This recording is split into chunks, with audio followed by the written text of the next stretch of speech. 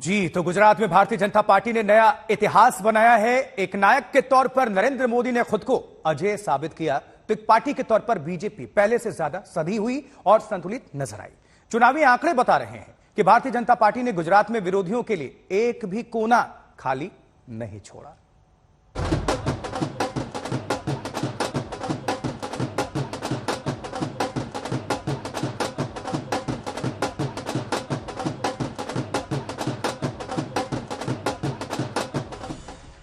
जश्न की इन तस्वीरों में चुनावी गणित के कई तथ्य छिपे हैं, क्योंकि गुजरात में बहुत कुछ पहली बार हो रहा है। बीजेपी की जीत ने सारे आंकड़े उलट-पुलट दिए हैं। गौर करने वाले कुछ आंकड़े देखिए। बीजेपी के 11 उम्मीदवार 1 लाख से ज्यादा वोट से जीते। बीजेपी के 40 उम्मीदवार 50,000 से ज्यादा वोट से जीते। बीजेपी के 74 उम्मीदवारों की जीत का मार्जिन 20,000 से ज्यादा रहा। बीजेपी के 28 उम्मीदवार 10,000 से ज्यादा वोट से जीते। बीजेपी के 13 उम्मीदवार 5,000 से ज्यादा वोट से जीते। अगर आप 2017 के रिकॉर्ड से तुलना करें तो ज्यादा वोटों से जीतने वालों की संख्या इस बार बढ़ी है। यानी जैसे जैसे आप वोटों का अंतर बढ़ाते हैं, आप पाएंगे कि उम्मीदवारों की संख्या भी बढ़ रही है। इसका एक बड़ा मतलब ये हुआ कि गुजरात में वक्त के साथ सत्ता विरोधी लहर खामोश होती चली गई, जबकि ऐसा अक्सर होता नहीं है।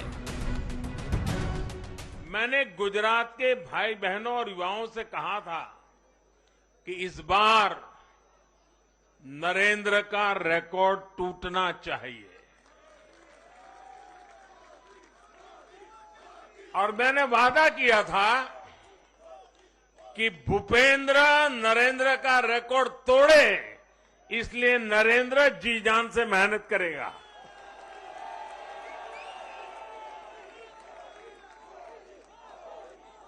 और गुजरात की जनता ने तो रिकॉर्ड तोड़ने में भी रिकॉर्ड कर दिया।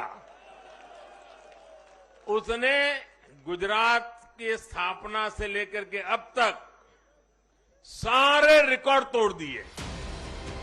जो कभी नहीं हुआ वो अगर अब हो रहा है तो इसकी वजह नरेंद्र मोदी है। क्या शहर, क्या देहात, गुजरात में मोदी की ही धूम रही। कुछ और अहम आंकड़े आपको दिखाते हैं। बीजेपी ने शहरी क्षेत्रों की 46 में से 44 सीटें जीती। अर्ध शहरी यानी सेमी अर्बन की 13 में से 11 सीटों पर कब्जा किया है। ग्रामीण क्षेत्रों की 121 में से 99 सीट एक बार फिर बीजेपी की झोली में आ गिरी। गुजरात के लोगों ने एक और कार्यकाल के लिए श्री नरेंद्र भाई मोदी के नेतृत्व वाली भारतीय जनता पार्टी को राज्य के शासन की जिम्मेदारी सौंपी। ये जीत विकास के मॉडल की है, वो विकास मॉडल जो गुजरात की जनता चाहती है कि मेरा गुजरात आज हिंदुस्तान में पहले नंबर पे है, यही गुजरात आने वाले दिनों में विश्व में पहले नंबर पे पहुंचेगा। जिस प्रकार से मोदी जी और ये देश के प्रत्येक व्यक्तियों का दिल का संबंध है, वो संबंध को समझने की जरूरत है।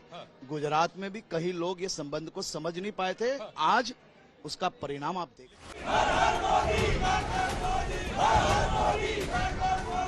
तो समझने वाली बात यह है कि मोदी का डंका सीमाओं से परे सुनाई पड़ा। मोदी के सामने गुजरात ने न ये देखा कि बीजेपी ने पूरी की पूरी कैबिनेट बदल दी। मोदी के आगे गुजरात ने उम्मीदवार का कद देखा, न चेहरा। मोदी के आगे सारे मुद्दे बेअसर रह गए। अहमदाबाद में हिमांशु मिश्रा के साथ अशोक सिंघल, दिल्ली आज तक।